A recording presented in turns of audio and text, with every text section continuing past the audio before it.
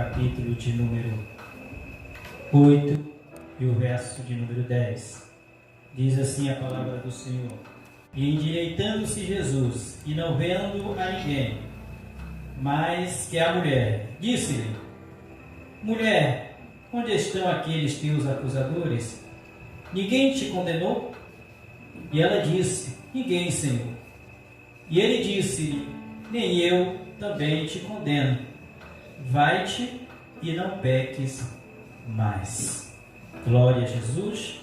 Meus queridos, essa palavra que nós lemos nesta noite é uma palavra que eu acredito que nessa noite tem muito a nos ensinar acerca das grandezas do reino dos céus. A Bíblia conta que certa feita, nesta história que nós lemos, que Jesus estava ensinando ao povo, formou-se ali em volta dele um grande número de pessoas, e então ali ele ensinava aquelas pessoas acerca do reino dos céus, acerca do reino de Deus. E então a Bíblia diz que de repente os escribas e os fariseus, eles chegam ali trazendo uma mulher. E de acordo com a palavra, esta mulher tinha sido pega em ato de adultério. E de acordo com a lei mosaica, este crime cometido por ela com o seu parceiro, pela lei era dignos de morte, e morte por apedrejamento. E estas pessoas ali trouxeram aquela mulher até Jesus como uma forma de tentar arrumar uma desculpa mais uma vez para ter o que falar do nosso mestre, ou para de alguma forma tentar levar ele à morte. E então, ao chegar ali, aqueles homens apresentam aquela mulher a Jesus e diz: Senhor, esta mulher foi pega em flagrante ato de adultério. E de acordo com a lei, esta mulher deve ser apedrejada. E tu que dizes? E de acordo com a palavra, aqueles homens insistiram na pergunta, porque o objetivo deles era fazer com que Jesus falasse algo para que eles pudessem então ter do que o acusar. E a Bíblia diz que como eles insistissem ali, Jesus, olhando para eles, para aquela multidão, disse: Se alguém dentre vós não tiver cometido pecado, que atire a primeira pedra, ou seja, que apedreje essa mulher. E a Bíblia diz que aquela multidão ficou pensativa e a consciência de cada um os acusou. E então eles foram saindo, começando pelo mais velhos aos mais novos. E ali diante daquele lugar ficou só Jesus e aquela mulher. E a Bíblia diz que o Senhor olha para ela e diz: Mulher, aonde estão os teus acusadores? Aonde estão aqueles que te acusavam, aqueles que queriam a tua morte? Ninguém te condenou? E ela disse: Senhor, ninguém. E ele olhou para ela e disse: Nem eu tampouco te condeno. Vai e não peques mais. Meus irmãos, esta palavra nos traz algo de sublime, porque é uma demonstração do eterno amor de Deus pelo ser humano. E aqui com vocês eu quero falar a respeito de 4 grandes verdades intrínsecas, ou seja, que nós podemos verificar ou aprender na história desta mulher. E eu quero que você nesta noite aprenda comigo acerca dessas verdades que a palavra do Senhor tem para nos ensinar. A primeira verdade que nós podemos verificar nesta palavra é que a mulher é o retrato de uma humanidade em estado de depravação diante de Deus. A vida daquela mulher era o retrato da humanidade vivendo de uma forma depravada diante de Deus. Quando nós vamos olhar para a vida daquela mulher, ela vivia constantemente em pecado. Ela vivia em um estado de depravação moral, porque a Bíblia diz que ela tinha o seu cônjuge, ela tinha o seu esposo, mas vivia em adultério. E esse retrato moral desta mulher demonstra a situação da humanidade diante de Deus. Porque, de acordo com a Bíblia, a humanidade está em um estado de depravação moral, o qual necessita da graça, necessita da misericórdia de Deus para alcançar a salvação. A Bíblia diz que a humanidade, ela se encontra em um estado deplorável por causa do pecado. Quando Adão desobedece a lei de Deus, desobedece a lei do Senhor, tudo ali que havia no homem, a sua natureza, aquilo de mais interior, aquilo que verdadeiramente o homem é, a sua natureza mais íntima foi contaminada com o pecado. E o homem agora tem a sua natureza contaminada e pendente para o pecado, de certa forma de que todos os seus atos pendem para o mal, de forma que através dos seus atos, de mais bondoso que for, ele não consegue agradar ao Senhor, porque a sua vida, a sua natureza foi contaminada pelo pecado.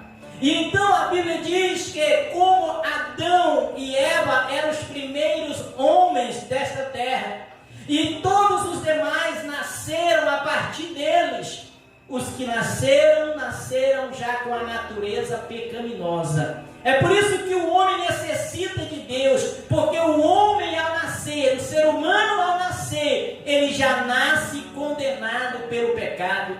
Porque o pecado é como uma doença hereditária. Quem aqui não sabe o que é uma doença hereditária? É uma doença que às vezes se encontra no pai ou na mãe de uma pessoa. E então os filhos, os netos e os bisnetos e assim sucessivamente, todos os que nascerem vão trazer aquela doença, porque alguém na família tinha aquela doença, vamos dizer, no seu DNA. Então o pecado também ele é comparado a uma doença hereditária. Como Adão pecou e a sua natureza foi contaminada, todos os que nasceram dele já nasceram trazendo a sua natureza, e a sua natureza pecaminosa. E por isso que a Bíblia diz que o homem já nasce em pecado. É por isso que o homem precisa de Deus. O homem, ele não é pecador. Eu sempre digo isso. O homem não é pecador a partir do momento que ele pratica o primeiro ato de pecado, não. Ele já nasce com o pecado em si. As suas práticas mal são resultado do mal que já está nele, do mal que já nasce com ele. Por isso todo ser humano necessita aceitar Jesus como o Salvador, porque só Jesus pode restaurar a natureza do homem. Só Jesus pode restaurar aquilo de mais íntimo que há no homem, para que ele de novo possa chegar à presença de Deus. E ele só pode fazer isso através do Espírito Santo na vida do homem, quando o homem reconhece a ele como o único e suficiente Salvador, e então permite que ele adentre no seu coração. E então, através desse reconhecimento, ele começa novamente a restaurar a natureza do ser humano. E então ele volta, ele começa a retornar àquele estado de santificação. Aleluia, louvado seja o nome do Senhor, que só se vai completar na eternidade, na presença do Senhor. Então a vida desta mulher era um retrato, ou é o retrato de uma humanidade caída, de uma humanidade que precisa de Deus para retornar, aleluia, aquilo que ela já foi um dia. Glória a Deus. E aqui nós respondemos a pergunta que alguns fazem: por que eu preciso aceitar Jesus? Nós precisamos aceitar Jesus porque já nascemos perdidos, e sem Ele nós não vamos chegar à eternidade. A Bíblia diz em Romanos 3:23: todos pecaram e destituídos estão da glória de Deus. Todos, não tem um que não esteja contaminado com o pecado. A segunda coisa é a multidão que estava em torno de Jesus. Aquela multidão que estava ao redor de Jesus, ouvindo Jesus, o qual Jesus diz para ele: aqueles que não tiver pecado, que atire a primeira pedra. Aquela multidão é o retrato daqueles que às vezes não cometem grandes pecados e por isso acham que estão em uma boa situação diante de Deus. Aqueles homens que estavam ali, eles acreditavam que porque não tinham adulterado, porque não viviam em adultério, ou porque talvez não viviam em crimes como assassinatos, roubo, ou aqueles crimes que nós julgamos hediondos, terríveis, eles julgavam que eles por causa disso eram bons. Mas então Jesus confronta eles quando eles querem matar aquela mulher. Jesus, olhando para eles, dizem: quem não tem pecado de vocês, que atire a primeira pedra. Jesus está demonstrando que não existe ninguém, aleluia, ninguém nesta terra que não cometa erros, ninguém que não esteja na mesma situação. O pecado pode ser diferente, mas não há um ser humano que não peque e que não precise da misericórdia de Deus para alcançar a salvação. Aleluia. Muitos não viviam como aquela mulher, mas viviam também em pecado da mesma maneira. Somente existia a diferença do tipo de pecado que cada um cometia, mas todos, como diz a palavra de Deus, estão destituídos da glória de Deus. Não tem ninguém nesta terra que diga: eu sou bom o suficiente para entrar no reino de Deus, porque ninguém é bom, aleluia, o suficiente. É por isso que nós carecemos da graça, da misericórdia de Deus. Glória a Deus. Porque graça é exatamente isso, é um favor imerecido que Deus nos entrega, assim como Ele entregou àquela mulher. Não é algo que alcançamos por merecimento, mas é um presente da parte de Deus, aleluia, isso demonstrando o seu amor pela humanidade. Então você pode dizer nesta noite: ah, mas eu não tenho feito isso ou aquilo como os muitos dizem. Ah, mas eu não faço isso, não faço isso, e então eu não preciso aceitar Jesus como Salvador. As nossas obras não são suficientes para entrar no reino dos céus. A bondade humana não é suficiente. Por quê, pastor? Porque toda a nossa natureza foi contaminada e até os nossos atos de bondade não são feitos completamente na excelência da bondade que Deus requer do ser humano. Nossos atos só se tornam agradáveis a Deus quando eles são purificados pelo sangue do Cordeiro e passa pelo crivo do Espírito Santo. Aleluia! A Bíblia diz que até as nossas orações de nós que já recebemos a Cristo, elas passam pelo Espírito Santo e Ele então as transforma de uma forma que ela chegue aceitável à presença de Deus, porque o nosso estado é um estado de pecaminosidade. Aleluia! A Bíblia diz que não há aquele que não peque todos os dias, e por isso que todos os dias nós estamos clamando a misericórdia de Deus. Aleluia! Nós somos pecadores e por isso nós estamos aqui, porque nós reconhecemos que somos pecadores, mas cremos que Jesus tem o poder de nos purificar a cada dia, e de glória em glória somos aperfeiçoados até o dia em que Ele retornará, e então seremos para sempre e completamente restaurados. É por isso que a salvação do homem ela acontece em 3 tempos. A salvação ela acontece no passado, no presente e no futuro. Como assim, pastor? A salvação acontece no passado, porque Cristo morreu na cruz do Calvário e alcançou-nos a salvação. E então nós temos oportunidade de aceitá-lo e receber o perdão. A salvação, mesmo depois que a gente aceita Jesus, ela continua acontecendo neste mundo. Por quê? Porque depois de aceitar a Cristo, nós temos que procurar viver uma vida correta, viver uma vida digna, viver uma vida dentro dos princípios da palavra de Deus. Precisamos buscar viver, aleluia, uma vida de acordo com os princípios da palavra de Deus, para que nós possamos chegar à estatura do varão perfeito e podemos então ser achados dignos de entrar no reino dos céus. E a salvação acontecerá no futuro. Por quê? Porque ela acontecerá no momento que Cristo vier buscar a sua igreja. E então ela se completará. Então a luta terminará. E aqueles que procuraram viver com o eterno nesta terra serão então galardoados com a eternidade na sua presença. Louvado seja o nome do Senhor. E o terceiro ponto. O primeiro ponto, a mulher é o retrato de uma humanidade caída. Segundo ponto, a multidão é o retrato daqueles que, por não cometerem grandes pecados, ou pecados que julgamos graves e hediondos, acham que são melhores do que os outros que vivem pecado maiores. Todos somos pecadores. E aqui nós temos o quarto ponto, a lei. O que dizia a lei? A lei dizia que aquela mulher tinha que ser apedrejada, tinha que ser morta. A lei não dava oportunidade de salvação ou de perdão para quem pecasse.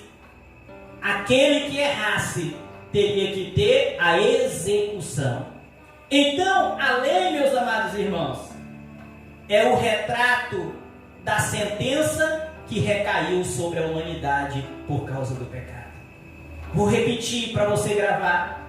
A lei que dizia que aquela mulher devia ser apedrejada, teria que ser apedrejada, é o retrato da sentença que recaiu sobre o homem quando ele pecou. O homem, diz a Bíblia, ensina a Bíblia, que ele não foi feito para a morte, mas ele foi feito para a vida eterna, para habitar com Deus pela eternidade. A Bíblia diz que a morte é consequência do pecado. Quando o homem pecou, quando Adão pecou, e veja que Deus deu uma ordem para ele, disse: não coma deste fruto. E a sentença era: porque se você comer, no dia que comer, certamente morrerás. A sentença era a morte, e a morte em três aspectos. Eu já falei várias vezes aqui. Quando o homem pecou, ele passou a morrer. Três tipos de mortes diferentes. Mas como assim, pastor? Você sabia que existem três tipos de mortes diante de Deus? Ele não morreu imediatamente fisicamente, mas ele morreu imediatamente espiritualmente. No momento que o homem pecou, o Espírito de Deus se retirou dele. E então, para Deus, ele estava morto. Por quê? Porque Deus não podia mais habitar no ser humano. A humanidade sem Deus hoje está morta. Por quê? Porque Deus não pode habitar neles, porque o pecado reina no lugar que deveria ser de Deus. Naquele momento em que o homem peca, ele percebe que não está com roupas. Mas será que ele não estava sem roupa só naquele momento? Não. Aquilo ali significa o despertamento da consciência dele para o pecado. A maldade entra e então ele sente vergonha por estar daquela maneira, porque o pecado traz frustração, vergonha, condenação e tristeza para a alma humana. A partir daquele momento o homem morreu espiritualmente, porque agora ele está vivendo sem Deus, e o homem sem Deus, ele está morto espiritualmente.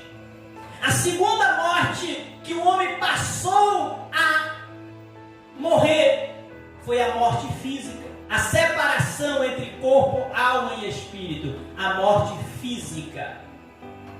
E daquele dia em diante, toda a vida humana foi só diminuindo. Os homens de início viviam 900, depois 600, depois 100, 80, e hoje em dia quem chegar aos 60, levante a mão para o céu e agradeça ao Eterno pela vida que Ele nos dá. E a terceira morte, que o homem então está condenado após o pecado, é a morte eterna. O que é a morte eterna? É que depois que ele morresse fisicamente, a sua alma iria viver para sempre no inferno. No mundo de escuridão e de trevas, longe de Deus. Essa foi a sentença e o mal da morte que recaiu sobre o homem. Então o homem sem a presença de Deus, ele está morto espiritualmente. Ele morrerá fisicamente e morrerá eternamente quando Jesus retornar. Aqueles que estão e que aceitam a Cristo como Salvador, eles passam da morte espiritual para a vida espiritual. Mas por causa do pecado, todos morrerão fisicamente. Mas a Bíblia diz: aquele que crê em Cristo, ainda que morra, viverá.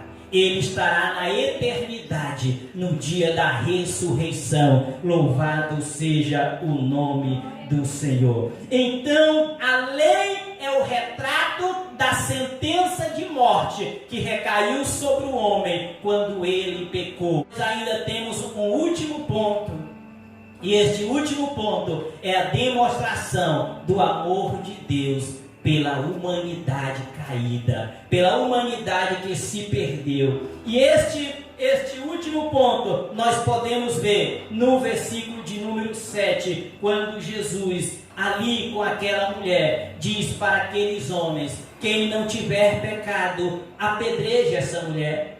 Todos perceberam que mereciam a morte, igualmente ela estava sendo acusada e eles queriam fazer com ela. Mas então, após a sua consciência falar, eles saíram e ninguém mais ficou ali. E Jesus olhou para aquela mulher e disse: onde estão os teus acusadores? Ninguém te condena? Ela disse: ninguém. E ele disse: eu tampouco te condeno. Vai, tem uma nova oportunidade, mas não peques mais. Louvado seja o nome do Senhor. Cristo é o retrato do amor de Deus derramado pela humanidade perdida. O homem se perdeu, como esta mulher vive em estado de depravação moral. Mas a Bíblia diz lá em João capítulo 3, versículo 16: porque Deus amou o mundo de uma tal maneira que enviou seu Filho unigênito para todo aquele que nele crê, não pereça, mas tenha a vida eterna. Louvado seja o nome do Senhor. E ele diz que não veio para condenar o mundo. Ele disse àquela mulher: eu não te condeno. Eu não vim para condenar o mundo, mas ele veio para salvar o mundo. Louvado seja o nome do Senhor.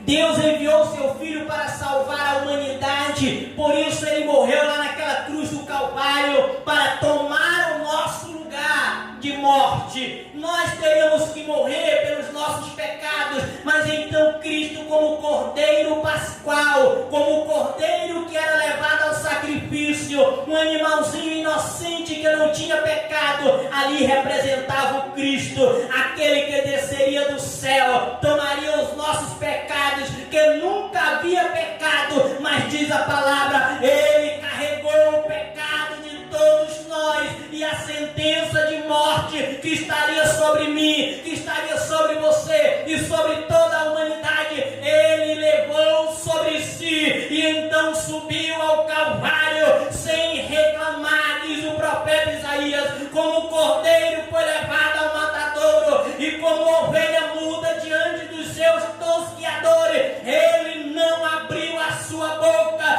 mas ele subiu ao Calvário levando os nossos pecados, porque ele sabia que se ele não passasse pela morte, nós estaríamos condenados ao inferno. Mas Cristo é o amor de Deus representado pela humanidade. Ele pagou o preço